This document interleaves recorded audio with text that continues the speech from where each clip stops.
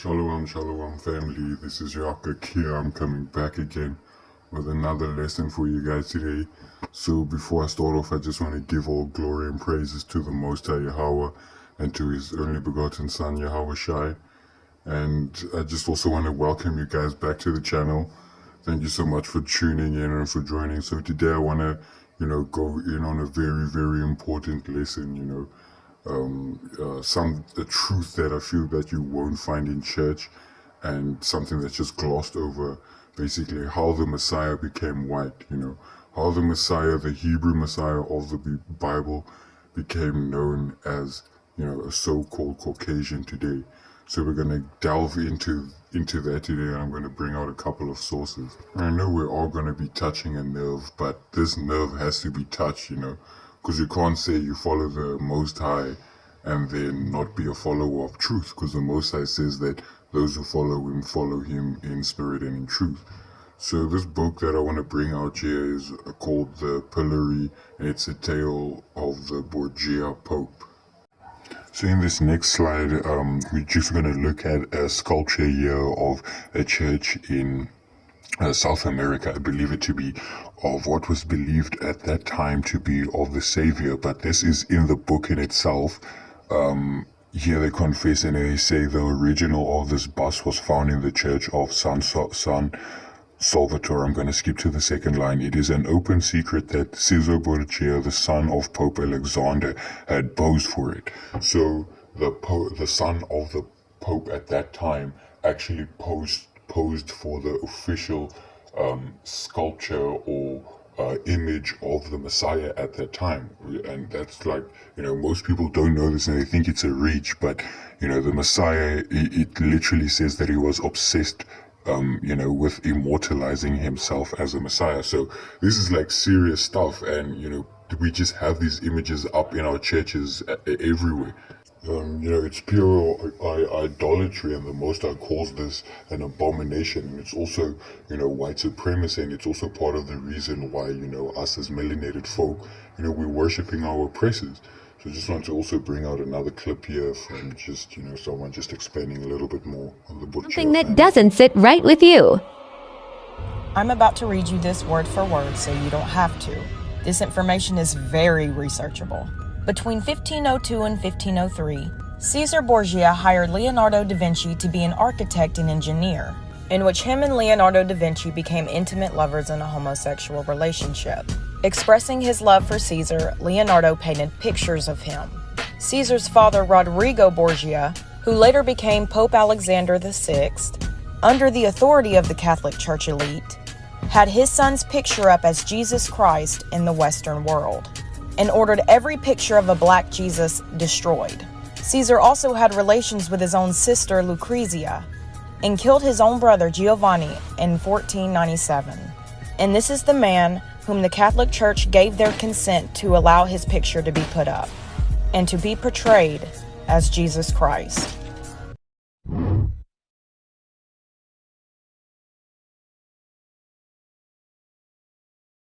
However, the portrayal of Jesus as a white European man has come under renewed scrutiny during this period of introspection over the legacy of racism in society, and over the actuality of truth.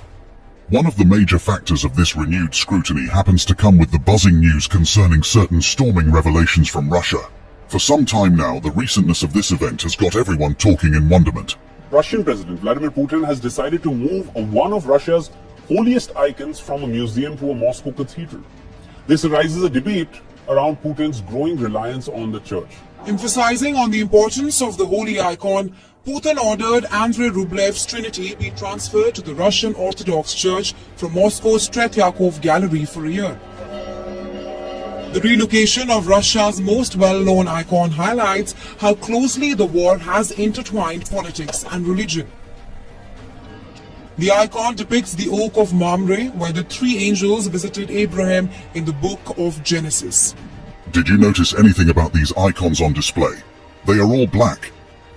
Icons dating back to the 14th century, brought together from private collections across Russia. Rare and strongly challenging masterpieces, most of which were destroyed during the Soviet era. It's very beautiful. It gives you goose pimples. It's a remarkable exhibition. It's an exhibition which feeds the senses. Everything is so grey outside at the moment, and here suddenly it's a feast for the eyes. These icons that you see are the survivors of what is left. Had the museums not saved them, they wouldn't be existing today. There used to be millions of these icons, but now only 50,000 of them are within sight. The unveiling of these icons is a powerful testament to the enduring strength of truth. The authenticity of these paintings compels us to re-evaluate our understanding of the past, particularly regarding the presence and representation of black figures. For centuries, these figures may have been shrouded in obscurity, but their rediscovery sheds light on previously untold stories, standing as a challenge to long-held assumptions, prompting us to rewrite history with a more inclusive lens. Many Russian icons were destroyed or sold abroad by agents of the Soviet government. Some were hidden to avoid destruction, or were smuggled out of the country. Since the fall of communism, numbers of icon painting studios have again opened and are painting in a variety of styles for the local and international market. Many older, hidden icons have also been retrieved from hiding, or brought back from overseas. The Castel Sant'Angelo in Rome is currently hosting an exhibition of 40 Russian icons that have left their country for the first time. They are pieces of art that were hidden after the October Revolution of 1917 in order to protect them from anti-religious destruction. Soprattutto è la prima volta che It's the first time that a large number of Russian icons have come here to Italy. In addition, here are a dozen examples that have never before been moved. They appear for the first time in our catalog. Icons are usually painted on wood and meant to represent saints or sacred elements. The Orthodox tradition considers them as if they were the gospel, inspirations of God through the hand of the artist. Their deep symbolism is reflected from the meaning of icon as a representation or vision from another world. The wood evokes the Holy Cross through its gold background, divine light, and the cloth attached to the wood evokes the cloth that covered the body of Jesus Christ. è un'importanza notevole e fondamentale. Without a doubt, they have a great importance and a fundamental recognition in Russia, because the icons represent for Russia what the pyramids represent for Egypt, or the temples to the Greeks. The exhibition shows icons ranging from the 15th century until the early 20th century. It's a rare opportunity to see the religious soul of Russia through its... There's been so much debate going on around the world of late, bestirred by the unveiling of these black biblical icons. Some tend to think that the icons had blackened over time due to age, while others say that the blackness of the icons has nothing to do with age but are a measure of accuracy meant to depict the actual color of the skins of the people painted. Because they were black people, says Robert Rubin. Why didn't their clothes change to black in those paintings or all of the paintings? The true Israelis were black-skinned people, not white. Likewise, the ancient Egyptians. The Rishat structure in Mauritania is also the location of Atlantis. Russians did not change their paintings just as other countries did. They simply kept the true paintings and iconography. Look up ancient maps and you will see that the Kingdom of Judah was later located in West Africa. The Jewish nation was destroyed by Titus. Millions of Jews fled into Africa. They ended up in the west of Africa. From there they were sold as slaves to almost every part of the world. Do you think the hatred for black people is just normal or a coincidence? No. It was because they, Israelis, did not keep the commandments of God. Moses informed them of the blessings and curses, as we can see in the Bible book of Deuteronomy. God told them they will lose that land to people whom they did not know if they disobey him. The hatred for the black children of Ham and Shem is because the children of Shem have mixed up with the children of Ham. They are both black-skinned. The prime target of this hate is actually the children of Shem. Shem is being punished for his disobedience to his God. Another insightful one from Johnson here says, because black people were the people in the Bible that the Americans turned white when they told the stories to us. But Russians didn't get the memo. They went off for real history. Songs of Solomon. Chapter 1 verse 5. Revelations chapter 1 verse 15. Go check it out. It's in the text. It's not because of a candle or anything else these people are talking about. In that case, the whole picture would be black. Not just the face and the hands. They are meant to be black because they were black people. This great USA is also a great deceiver. And so many people inherit the wrong lesson from their great-grandparents and their parents, to the point where it's so deep that the lie is made true when the real answer is really just right there. But you never look, because why would you? The Russian unveilings didn't stop there. Russia continues with its biblical historical revelations, with President Putin at the foremost front, championing the course. Russia has opened its cellars to reveal remarkable paintings of Jesus dating back to the 1400s. By Father Vladimir Ivanov. This is a book that is highly coveted by different circles because it has the black icons. It has the history of black people in places like Russia and Italy, and places all over Europe. This book can range from $1,300 to $3,000, so it's not an easy book to get. I actually borrowed this book from a friend, you know. But this book has a lot of interesting depictions in it. A lot of them pertaining to the Bible. Like right here, this is the Transfiguration of Christ. And you see it's black people in caves, I believe, what it looks like. It's black people in the whole picture. But this is knowledge that escapes black people here in America.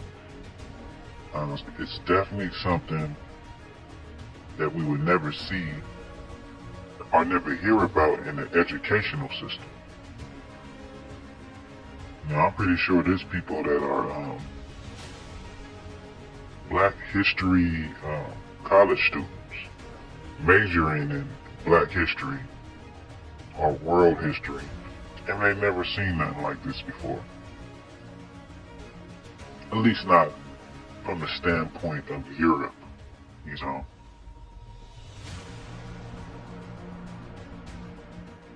This is the crucifixion of Christ, and in it we see angels, black angels. The people surrounding him are black.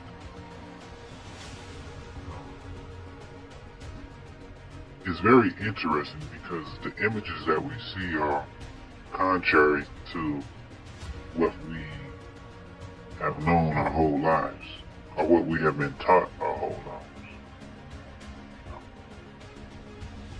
Like I say it again, like these type of images of antiquity escaped black people here in America, and I can say all people, for in general, just people in general don't know. I'm pretty sure there's plenty of Caucasian people and people of all nationalities that don't know the extent that black people covered the earth.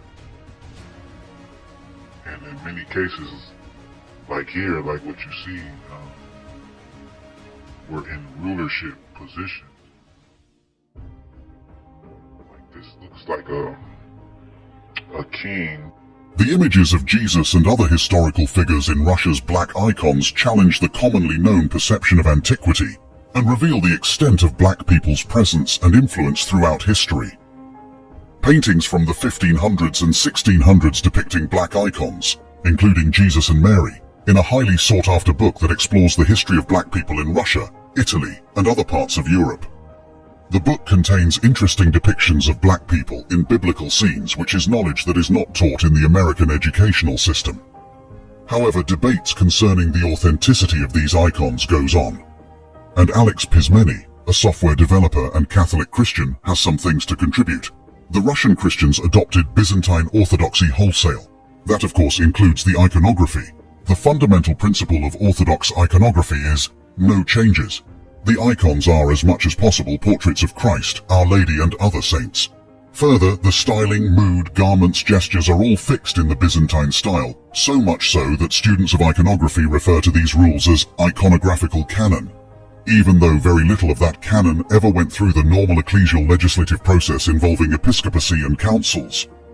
Going forward, while Russia continues to amaze the world in this light, the unquenchable fire of truth persists through the darkness of history. Not so long, protesters had called for the removal of Confederate statues in the US. Activist Sean King went further, suggesting that murals and artwork depicting white Jesus should come down. His concerns about the depiction of Christ and how it is used to uphold notions of white supremacy are not isolated. Prominent scholars and the Archbishop of Canterbury have called to reconsider Jesus' portrayal as a white man. Only recently, on June 22, 2020, writer and activist Sean King announced that he supports the destruction of statues that depict a white Jesus. King, who had tweeted his remarks on that memorable Monday of 2022 June, noted that historians believe Jesus likely had the appearance of people who typically lived in the Middle East during his time, rather than the white man who is often depicted in Christian iconography. Yes, I think the statues of the white European they claim is Jesus should also come down, King tweeted. They are a form of white supremacy, always have been. In the Bible, when the family of Jesus wanted to hide and blend in, guess where they went? Egypt, not Denmark, he added. Tear them down. The comments quickly drew condemnation from some on the platform, including several prominent conservative figures. King clarified that he was only advocating that statues of a white Jesus be torn down in response to a tweet from the account of PragerU, a non-profit co-founded by conservative talk show host Dennis Prager. He also remarked that stained glass windows and other images of a white Jesus, his white mother and their white friends should all be destroyed, insisting they are racist propaganda and a gross form of white supremacy. King shared an image of a darker-skinned Jesus that appeared in a 2002 Popular Mechanics article, which scholars believe may be more accurate than those showing Jesus as a European.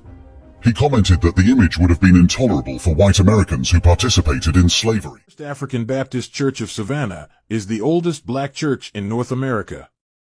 Built by slaves in 1775, it contains Hebrew writings on pews. Church, the oldest black church in North America. The building built by slaves. The gentleman that laid the first brick laid the last. The balcony hold pews that actually were built by slaves. They have the oldest information in this building. That information is written in cursive Hebrew writing. That information is written in cursive Hebrew writing. That information is written in cursive Hebrew writing. There are many items in here that now stands as proof of the Underground Railroad.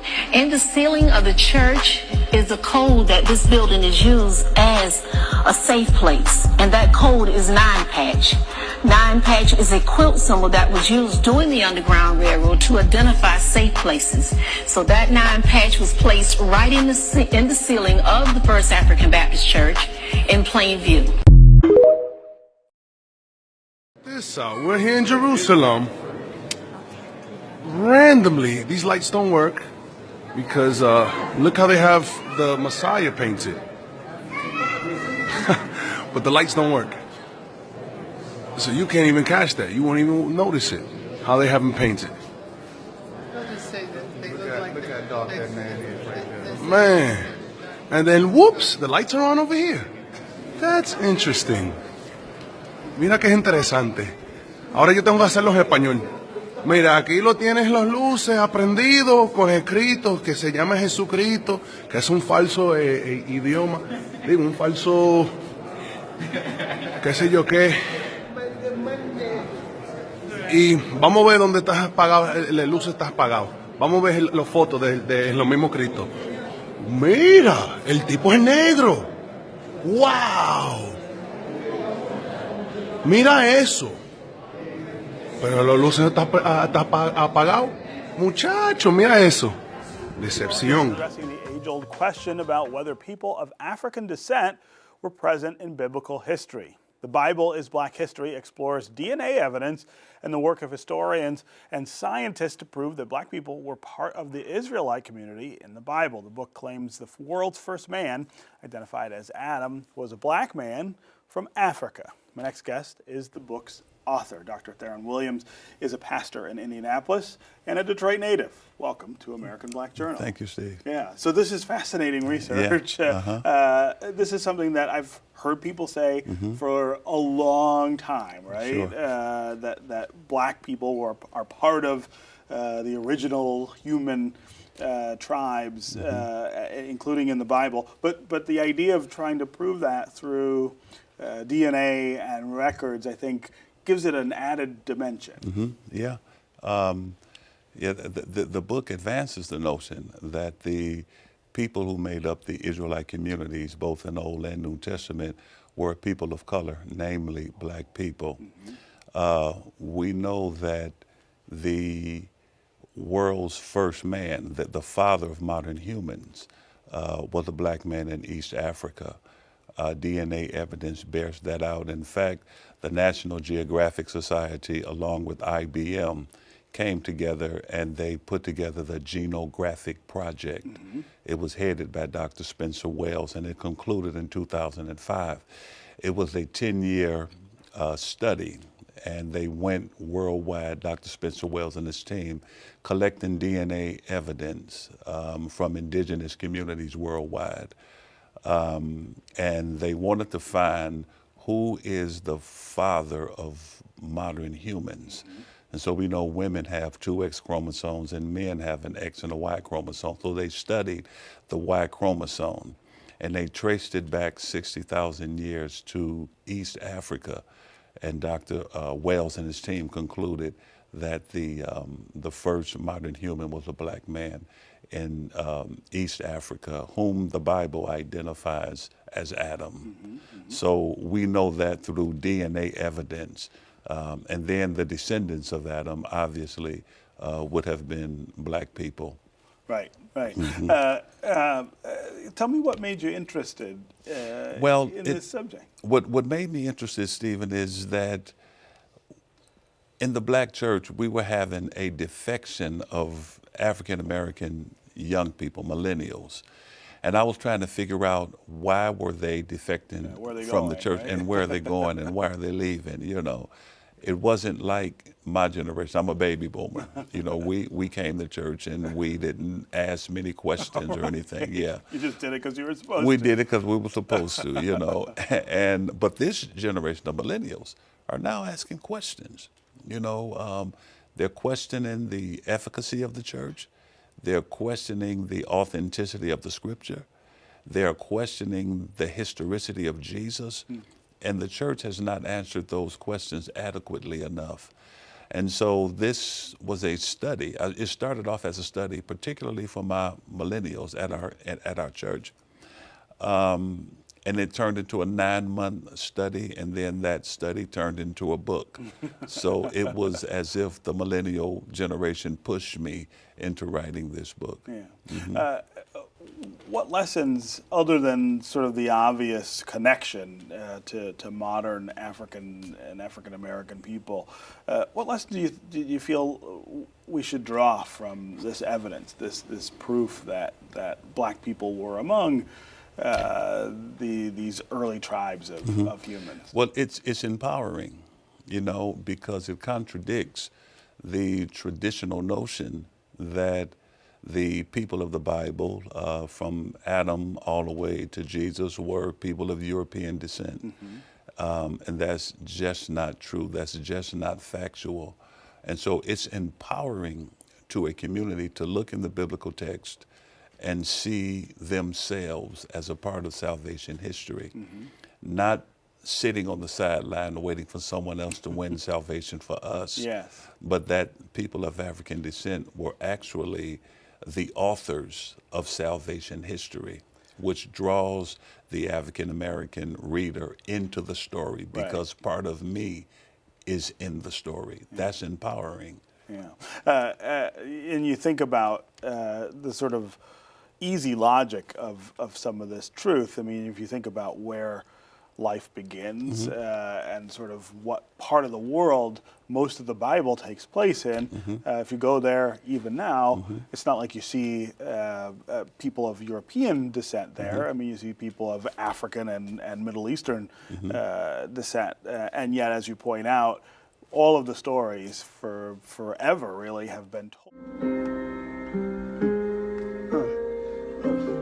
Well, we the real Jews of the Bible. Pastor was teaching a whole lot of BS, but fortunately I don't Bible. Them niggas ain't trying to better you, they holding you back like a parachute. The only reason your pastor preaching is cause revenue, he could get revenue. TD been lying to Jakes, and Creflo been taking your dollar. No wonder the condition of the people ain't changed, cause none of them fixing the problem. It's a whole lot of sin in the congregation. They still in the spirit of Sodom. But I got the scripture, so sit back and watch how I cut them and heal them like doctors. Look, it's time for some changes. I see why they look at us crazy.